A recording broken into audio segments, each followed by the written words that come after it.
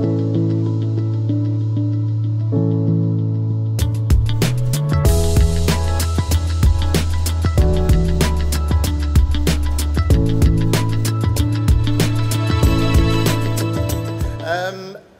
he said, I've just bought a motorhome myself, and although I'm supposed to know what I'm talking about, I also found the process quite difficult. It took me around about a year to find the right one. I have no money left now, so it's important to try and get it right first time. Otherwise, especially if you decide you've made a mistake and you've got to trade the van in, you're just going to end up losing money. So the first thing is really to think about whether your experience. Do you know motor caravans at all? Have you ever been in one? And if you haven't, and you're not a camper and you're not a caravaner, I would suggest the first thing to do is to actually go out and hire a van. Then you can get away in it, think about driving it, stay on a campsite, get to grips with all of the ins and outs and the day-to-day kind of running of the thing, and discover whether motorhoming lifestyle is actually for you. The next thing really is to think about driving. If you've never driven a large vehicle, you may find that's a little bit difficult. If you've got an HGV license or whatever, that's fine. However, one of the biggest causes of motorhome insurance claims is people reversing their motorhome into something. So bear that in mind. Organisations like the Caravan Club run motorhome manoeuvring courses, so you can get to grips with the kind of spatial awareness situation of using a motorhome, driving it and parking it.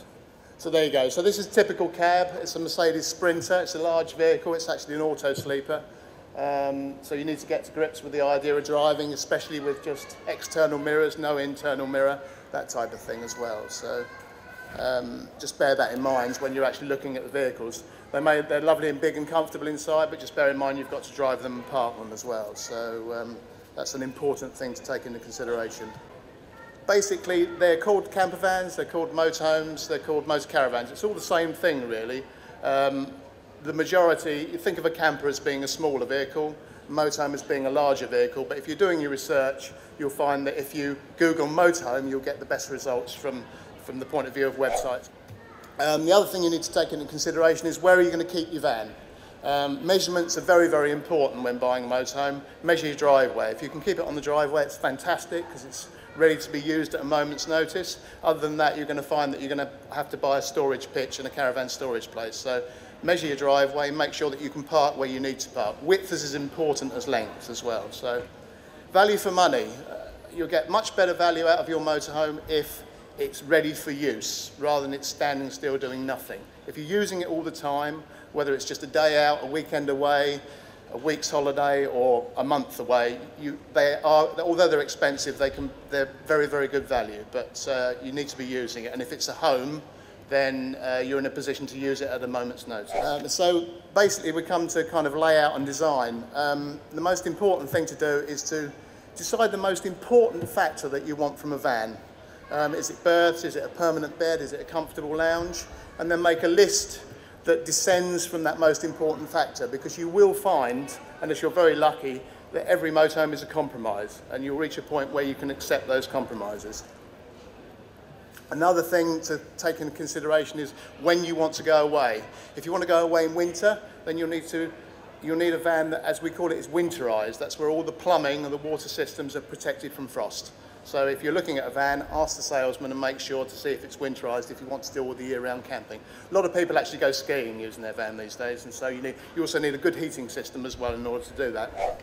And so we move on to types, and this is the first one. This is Volkswagen T5 rising roof, as it's known in the trade, which is obvious because the roof rises. The advantage of these is they often have rear seat belts. Compact, easy to drive, very economical because aerodynamics are good, and can be used as your car. So you can have one of these as your sole vehicle, really. The disadvantages here are you'll get things like very basic and compact kitchens. This is the same vehicle, which is Volkswagen's California. Very compact kitchen, just a 2-burner hob and a sink to use. And that's all you get. There's no ovens or anything like that, and you normally have to sit down to cook. Having said that, this particular layout, which is designed as known as the classic Volkswagen layout, places all the furniture down one side of the vehicle. You'll find this in many, many Volkswagens, but it does actually generate a very good lounge, quite a large, comfortable lounge with plenty of room for 4 people. Again, with that layout, you get a sizable boot area. So although it's a small vehicle, you've got plenty of storage space in the rear, which is quite important from the point of view of carrying all your other kit. Rising roof fans, bear in mind that the roof itself is not well insulated. So really, we're looking at something that's a 3-season vehicle. Winter camping is going to be quite cold, really, especially if you're sleeping in the roof bed. Shorter trips are the norm, weekends away at a moment's notice. But if you add a drive-away awning, you can get yourself based on a campsite, still use the vehicle for transport, and then stay for longer periods of time.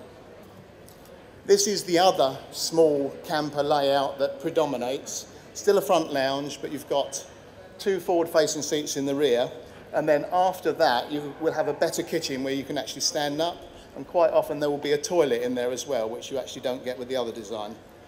The difficulty with this is you don't get so much storage because you don't have the boot in the rear. And then we move on to the next category, which is known as a high top. Same thing, you have a steel panel van, but with a factory high roof. This is actually one of mine. The previous one was as well. I've changed my motorhome too often, it seems. Advantage here is you have a proper lounge, full standing height in the kitchen, much more storage because there are lockers above. And here it's when you move into a different area, because most of these have a washroom with a toilet, sometimes a shower, there'll be a wash basin as well, normally full space heating and hot water as well. So you're talking about a vehicle that becomes much more of a home from home, albeit in a compact fashion. This layout is one of the most common, front lounge. The advantage here is that you can sit and enjoy the outdoors through the side sliding door as well. So this is the layout number 2 that you'll find commonly, is a rear lounge. Same thing, it's a panel van, this one is a Fiat. The washroom and the kitchen is actually located forward, so it doesn't take advantage of swivelling the cab seats as the other one did. The advantage here is that you can leave the bed made up when you're living outside when the weather's good. So you've got a little bedroom because you're doing all your eating and relaxing outside. This is the 3rd most common layout in high-top vehicles, and this is the fixed bed layout. Basically, you have swivel cab seats just out of shot at the side there, a rear seat and a dinette. The again a compact kitchen, but it's located in the doorway. But then you've got a transverse double bed in the rear, so you've got an instantly available bed at all times. Very good storage, because most of them underneath the bed is a very large area for storing all your kit, and quite often the bed itself lifts, so if you want to transport bicycles you can lift the bed up and bicycle go in through the rear doors. Other advantage here is you've got rear seat belts as well, so again if you want to use the vehicle as an everyday transport, you can take more than 2 people in it. Then we move on to coach builts. It's a standard Overcab coach built. It's built on a chassis cab, so it arrives to the converter with just the cab in place, flat chassis at the back. They build the body and they use sandwich construction panels. So it's 2 layers of material, either GRP or alloy, bonded with insulation in the middle. It means you get a very spacious interior because the sides are upright, and you also get very good insulation because obviously the material they use in the middle is styrofoam or polystyrene. This is known as the Overcab coach built simply because it features a double bed over the cab. In the rear of the driving area you will get various different layouts that basically are the same as lots of the other coach builts as well. And we move on to low profile, similar situation, same method of building it. The only difference is that you don't have a bed over the cab. You can still choose lots of different layouts as well in this. More designed for 2 people touring really. Far more aerodynamic and so therefore more economical as well, easier to drive and less susceptible to side winds as well. And then we come to the last of the different types of coach built, which is the A-Class. This arrives from the base vehicle manufacturer just as a chassis with the dashboard in place and the cab floor, and the converter actually builds the whole of the body much like a coach. These are seen as the ultimate. I've just bought one and it's one of these.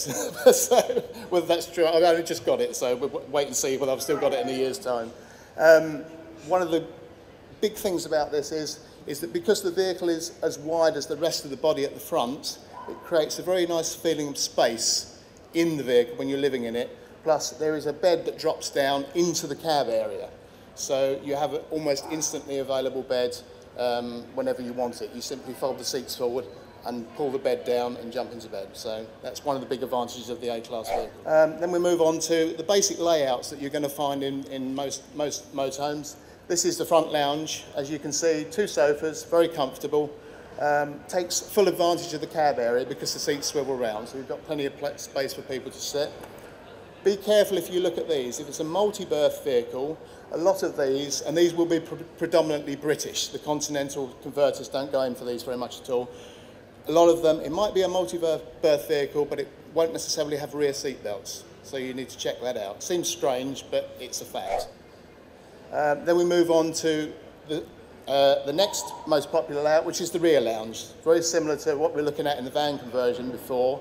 It moves the kitchen, the washroom and everything forward. It's very cosy. Again, you can leave the bed made up when the weather's good and you're living outside. But it doesn't take advantage of swivelling the cab seat. So it's not quite such an efficient use of space, but it's actually a great van for UK touring, because you spend far more time sitting inside out of the blazing sun. Especially last year, as it happens. Then we move to the fixed bed layouts. You have a variety of fixed beds of one sort or another. This one features twin singles. They'll all be in the rear of the vehicle. You can have a transverse double bed, which is, and also a corner bed, which is a double bed lengthways in the corner, which is called a French bed layout. So there's also an island bed layout, which is effectively, it's like a proper double bed sitting in the rear of the vehicle as well. So I'll come to that in a minute. The advantage of fixed bed layouts is that they almost always have a large storage locker underneath, up to and including a garage.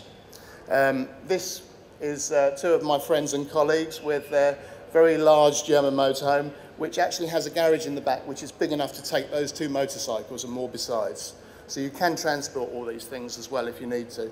Also bear in mind that the larger you go with your motorhome, the more you're going to need secondary transport. So that's going to start with bicycles and move all the way up to, some people tow small cars as well behind. So my final piece of advice to you really is make a checklist, starting with the most important part at the top. Be prepared to compromise and choose the smallest motorhome you can be comfortable in. It may well be it's that size, it might be a Volkswagen camper, because the driving of the vehicle and being able to park the vehicle should be as enjoyable as the camping part of it. So that's really quite important. It's very easy to be seduced by the palatial motorhomes on display here, but just remember you've got to try and get into Tesco's car park, etc. So that's also quite important. Thank you very much. I'm just going to hand you over now to Ross Edwards of Travel World. Thank you.